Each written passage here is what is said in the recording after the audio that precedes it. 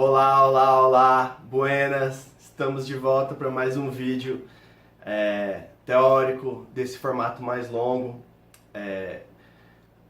Algumas pessoas dizem que ele é muito comprido, mas eu acho que é o formato mais interessante para discutir esses tópicos que eu escolho para esse formato de vídeo. Continuo fazendo os outros dicas rápidas entre eles e a cada 15 dias eu faço um vídeo desse aqui. Esse tópico é um tópico muito importante que vamos discutir nesse episódio. Vamos falar sobre os prós e contras do jogo GTO e do jogo explorativo e dar alguns exemplos e vamos dissecar esse assunto, né? Então vamos lá, sem muita demora. Como eu já disse, vou estar falando sobre a diferença do jogo GTO e do jogo explorativo. Vou defender que o jogo GTO é um jogo imbatível. Porém, também vou defender que o jogo GTO não é o jogo mais lucrativo, na maioria das situações. Em algumas situações ele vai ser sim o mais lucrativo. Ele vai também ser sempre lucrativo, porém não vai ser o mais lucrativo, certo? Então, vamos dar alguns exemplos aqui. Acho que o exemplo mais fácil para usar para descrever o jogo GTO é o jogo Pedra, Papel e Tesoura, que é um jogo que a grande maioria já está acostumado, né? Já conhece como funciona. Então, aliás, antes disso, deixa eu dizer, GTO quer dizer Game Theory Optimal, certo? Que seria, a grosso modo, dizendo jogo ótimo teórico. Ele é um jogo onde a gente está balanceado de forma que a gente não deixa brecha para ser explorado. Voltando ao exemplo do Pedra, Papel e Tesoura, um jogo balanceado de Pedra, Papel e Tesoura seria um jogo em que a gente estaria escolhendo por jogar 33,33% das vezes cada uma das opções, ou pedra, ou papel, ou tesoura. Repare que, se você fizer as contas, se eu disser para você que essa é a estratégia que eu vou estar usando, mesmo que você saiba que essa é a estratégia que eu vou estar usando, não tem como você fazer uma contra-estratégia que me faça ficar negativo. Não tem como. Se você gastar muito tempo e você colocar um jogo aleatório, de jogar aleatoriamente 33,33% de cada uma das opções, o máximo que você vai conseguir é empatar comigo a longo prazo. Vamos entrar mais nessa explicação para que vocês entendam bem. Então, entenda que se você jogar, se você também for balanceado e jogar contra mim, que estou balanceado, cada uma das opções 33,33% das vezes, o que vai acontecer?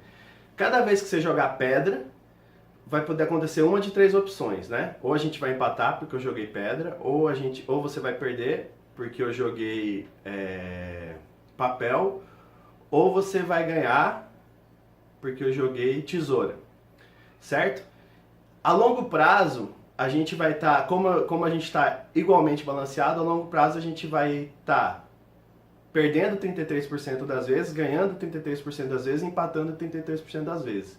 Então, a gente estaria num jogo empatante a longo prazo. A aleatoriedade a curto prazo ia determinar que ia ter algum vencedor ou algum perdedor nas primeiras 10 jogadas, nas primeiras 20 jogadas, mas ao longo de 1 milhão de jogadas, a matemática diz que a gente teria que estar empatando nesse jogo.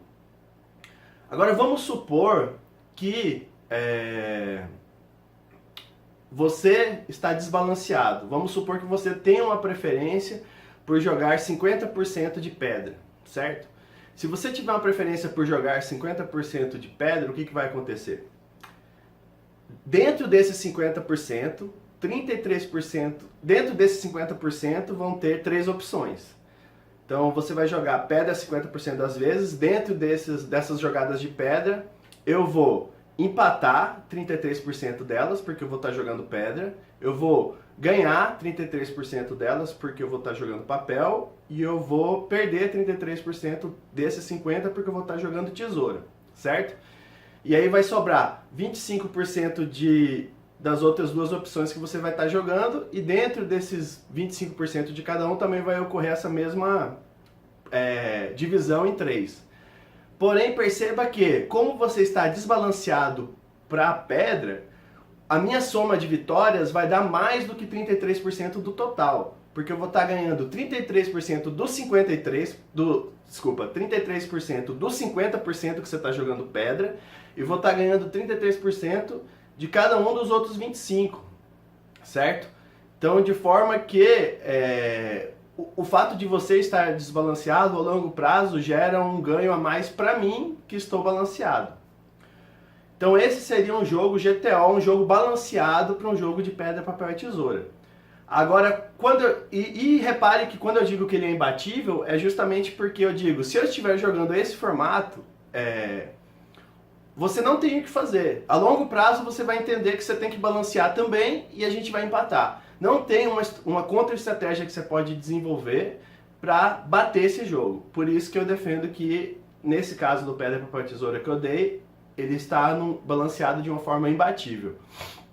Agora vamos dar a segunda linha que eu falei, o porquê que ele não é o mais lucrativo na maioria das vezes. Entenda que se eu identifico que você está desbalanceado para pedra, que você tem uma preferência de pedra 50% das vezes e você só joga as outras duas opções 25, em vez de estar balanceado 33, 33, 33, a minha opção mais lucrativa não é estar balanceado. A minha opção mais lucrativa é desbalancear totalmente para papel. Porque se eu jogar 100% de papel, eu vou ganhar 50% das suas jogadas, porque 50% você vai estar desbalanceado para pedra. Eu vou perder 25%, que é o que você está jogando tesoura, e vou empatar os outros 25%. Ou seja, eu estaria, a grosso modo, gerando 50% de vitórias, empatando 25% e perdendo 25%, assim ganhando bem mais do que você estaria. E se você fazer o cálculo de EV, que foi o que eu expliquei no episódio passado, como fazer contas de EV, você vai ver que eu estando balanceado, eu estou sim lucrativo contra um vilão que está desbalanceado para pedra, porém a minha lucratividade não é nem de perto igual ao que se eu estivesse totalmente desbalanceado para papel. Porque quando eu estou totalmente desbalanceado para papel, eu estou explorando ao máximo essa sua preferência para pedra, certo? Então, eu estou usando toda essa explicação para fazer uma analogia com o poker, num jogo que é muito mais simples que o poker, que é pedra, papel e tesoura, que só são 3 opções e que é bem binário, ou você ganha ou você perde 100%, não tem que rodar equidade de mão, né? Então, nessa analogia que eu estou fazendo, o jogo balanceado seria o 33,33% das vezes em cada opção, e o jogo explorativo seria eu identificar que você está desbalanceado tendo uma preferência para pedra, e eu desbalancear o meu jogo totalmente para papel, certo? Então se eu jogasse 100% de papel, seria o jeito que eu extrairia mais EV de um oponente que está desbalanceado para pedra. Esse seria uma analogia para jogo explorativo, certo? Agora, o que cabe mais dizer aí? Cabe dizer que você está jogando contra pessoas e as pessoas se readaptam. Então, obviamente que se um vilão tiver uma preferência para jogar 50% de pedra e ele perceber que eu estou jogando 100% do papel, ele vai se adaptar. Então, o que nós explorativamente temos que fazer? Nós temos que colocar o máximo de papel possível, sem que o vilão perceba que a gente identificou essa preferência dele de pedra, para que ele não mude a frequência que ele joga pedra, certo? Então, você veja que a estratégia que dá mais dinheiro contra um vilão desregulado para pedra é a gente jogar 100% de papel. Porém, na prática, o que a gente tem que fazer é escolher uma estratégia que usa o máximo de papel possível até o ponto que o vilão não perceba. Porque uma vez que ele percebe, aí você jogou por água abaixo toda a percepção que você teve dele estar com preferência de pedra. Porque aí ele começa a dar preferência para tesoura, enquanto você não identificar, você está jogando papel 100%. E essa é a dança e o equilíbrio que ocorre nas mãos de poker, certo? Mas para fazer a analogia do GTO e do jogo explorativo, eu acho que esse exemplo é um exemplo bem simples de dar e que fica tranquilo de entender. Vamos lá falar agora de alguns prós e contras de cada coisa, certo? Então, o jogo explorativo, ele é um jogo que ele é altamente dependente do seu estado mental, certo? Por quê? Porque você vai ter que estar observando coisas muito subjetivas, entendeu? Para você poder tomar uma decisão que você você está desbalanceando para explorar esse vilão. Então você tem que estar muito observador da frequência de C-bet, muito observador de com quais cartas que as pessoas chegam no showdown, para você ter um desenho mental de como é o range dessa pessoa e aí ajustar o seu explorativamente contra aquela pessoa. Então perceba que se você não tiver no estado mental calmo, observador, você não vai conseguir desenvolver esse jogo explorativo. Esse é um contra do jogo explorativo. Porque se você estiver de ressaca, se você estiver cansado, se você estiver estressado, se você estiver brigado com alguém, todas essas situações vão fazer com que o seu jogo explorativo caia o rendimento. E um jogo GTO ele não depende disso, né? Um jogo GTO, como ele é um jogo bem matemático, mesmo que você esteja de ressaca, se você aprendeu a linha GTO, você vai usar a linha GTO. Mesmo que você não tenha observado o adversário, se você souber a linha GTO, você vai usar a linha GTO e, como eu dei o exemplo no Pedra, Papel e Tesoura, você não vai estar explorando ele ao máximo, só que você vai estar gerando mais lucro do que... você vai estar gerando um lucro em cima de uma pessoa que já está desbalanceada, como eu dei no exemplo do Pedra, Papel e Tesoura. Então, essa é uma vantagem do GTO e uma desvantagem um em relação ao outro, a desvantagem do explorativo, que se você não estiver no estado mental muito calmo, sereno, de observação, a qualidade do seu jogo explorativo tende a cair muito mais do que a qualidade do seu GTO, do seu jogo GTO. Outro item que eu coloquei aqui é que o GTO, ele é difícil de aprender, porque você tem que aprender ele fora da mesa, ele não tem tanta intuição, né? Então você tem que pegar e estudar com que combos você vai dar check raise por blefe, você vai dar 3 barris por blefe, você vai dar uma e largar. Então tudo isso é feito fora da mesa, analisando os cenários, porém ele é de bem fácil execução, que mesmo vai mais... Fácil execução assim, fica fácil de você dividir o que você vai fazer com cada range, né? Especialmente se você padronizar os seus tipos de aposta. Porque a grande complexidade de fazer um GTO para o poker é porque as opções são realmente quase que infinitas, né? Porque quando você coloca que você pode apostar de 1%, de 1,5%, de 6% até 300% do pote, cada opção dessa vai influenciar no seu GTO. Então, como a gente faz para estudar a gente normalmente padroniza, então a gente coloca uma aposta de 30%, uma aposta de 70%, um overbet de 170% e a gente encaixa os ranges dessas 3 opções. E dessa forma não fica um GTO pleno, mas fica um GTO similar e de fácil execução. Enquanto o jogo explorativo não é de fácil execução, porque o jogo explorativo você tem que realmente pegar o vilão que vai dar call com tudo, então você vai explorativamente betar 500% do pote com valor e não blefar nunca contra esse vilão. Só que a execução dela não é batida, a execução dela não é aprendida e sempre igual. A execução do explorativo vai ser sempre dependente, né? Que mais que eu coloquei aqui? Eu coloquei que o negócio do GTO, igual eu falei, o GTO ser imbatível. Se eu desenhar para você um jogo, uma estratégia minha GTO, mesmo que eu diga para você quais são os combos que eu coloco no meu check raise e blefe junto com os meus combos de check raise por valor, quais são os combos que eu coloco no meu check call e check fold, mesmo que eu diga para você quais são esses combos, se eu tiver balanceado, seguindo uma estratégia GTO, não tem o que você fazer. O máximo que você pode fazer o máximo que você, ao seguir o GTO, eu queria um conceito de indiferença. De forma que tanto faz que você pague ou que você perca, no longo prazo eu ganho o mesmo valor. É difícil para entender isso para quem não estudou GTO ainda, porque a pessoa pensa assim, como que tanto faz que ele pague, que ele perca? Às vezes eu vou perder uma mão, às vezes não. Mas fica de olho que em próximos vídeos nós vamos falar do conceito de indiferença e vai ficar mais claro isso. Mas a princípio o que eu posso dizer é, confie que é isso que eu estou dizendo. Quando você consegue criar uma situação de indiferença para o vilão, por estar totalmente balanceado, tanto faz se ele paga ou se ele folda. No fim você ganha o pote. Mesmo que você perca a mão, você ganha o pote.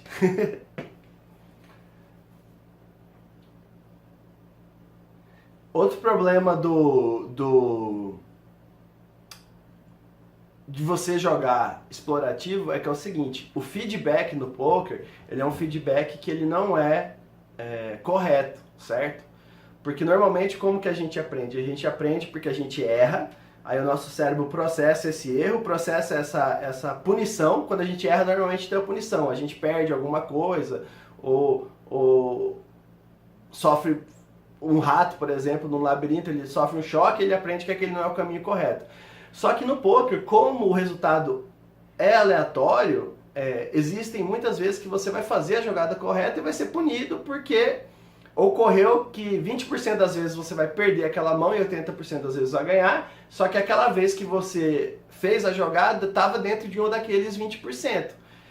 E aí você vai achar que a jogada foi errada.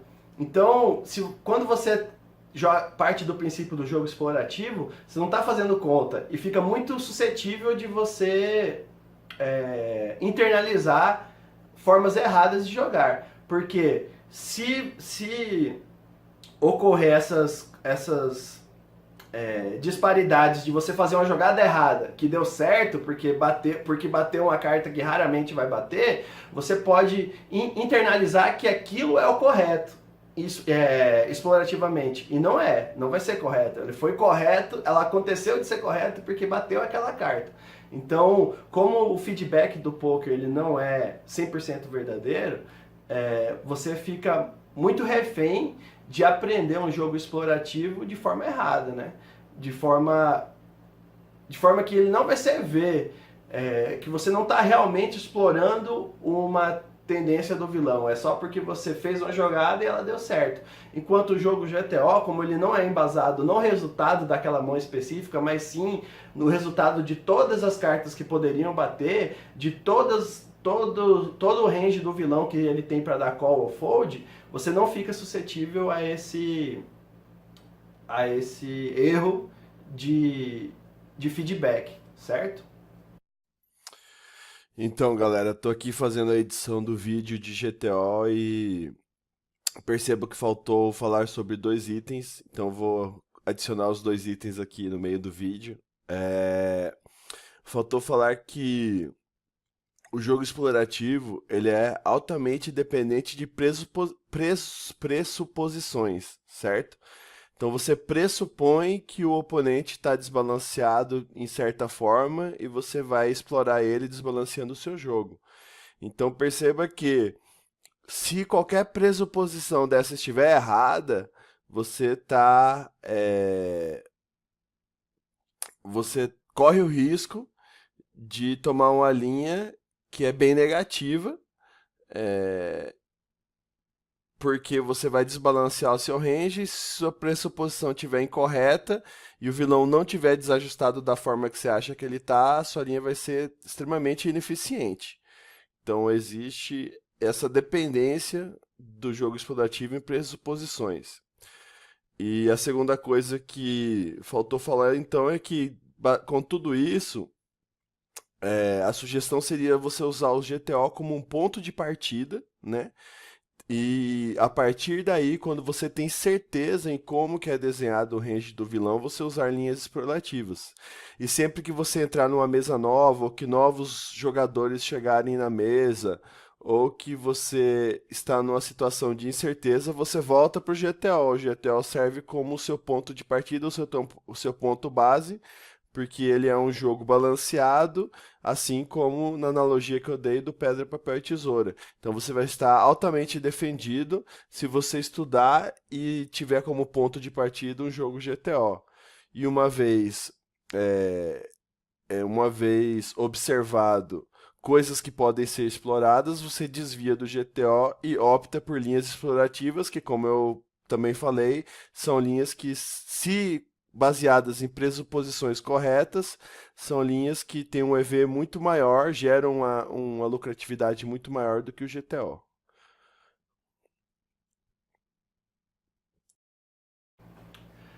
Então, por fim, falar também que o jogo explorativo ele sempre vai fazer com que haja um desbalanceamento no seu jogo. Você vai sair de um balanceamento teórico para poder explorar um leak, alguma falha que você viu no jogo do vilão. E a melhor linha explorativa é o desbalanceamento completo. Assim como eu dei no exemplo lá do pedra, papel e tesoura, se o vilão tivesse 50% desbalanceado para pedra, sua estratégia não é botar 50% de papel, a sua estratégia é botar 100% de papel. Essa é a mais lucrativa. Porém, ela é altamente reconhecida, né? Então, quando você está indo para linhas explorativas, você tem que ter essa percepção, porque quando você identifica uma parte para você explorar no vilão, você acabou de descobrir uma mina de dinheiro ali, uma mina de fichas, né?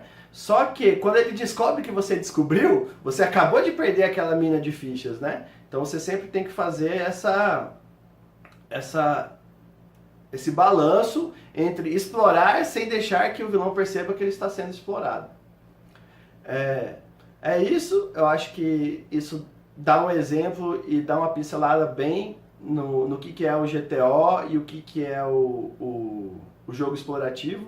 Perceba que aqui eu só usei analogias, eu não descrevi em nenhuma jogada como é GTO, porque, como eu disse, o poker é super complexo e analisar linhas GTO a gente tem que analisar spot por spot. Então, tipo, futuramente, quando eu estiver analisando uma mão minha, a gente vai colocar um flop, vai colocar uma situação, então nós vamos ter o range do cara que deu raise do hijack, eu defendi do big blind, bateu esse flop, ele tá dando um c-bet de tantos por cento, e aí você desenvolve uma linha GTO para aquele exemplo específico. Então, ele é altamente dependente de situações, assim como o poker é altamente dependente de situações. Então, eu expliquei o GTO aqui usando a analogia do pedra, papel e tesoura. É isso, dê o joinha, compartilhe, se inscreva no canal para receber os vídeos em primeira mão e aguardo você nos próximos episódios. Valeu demais!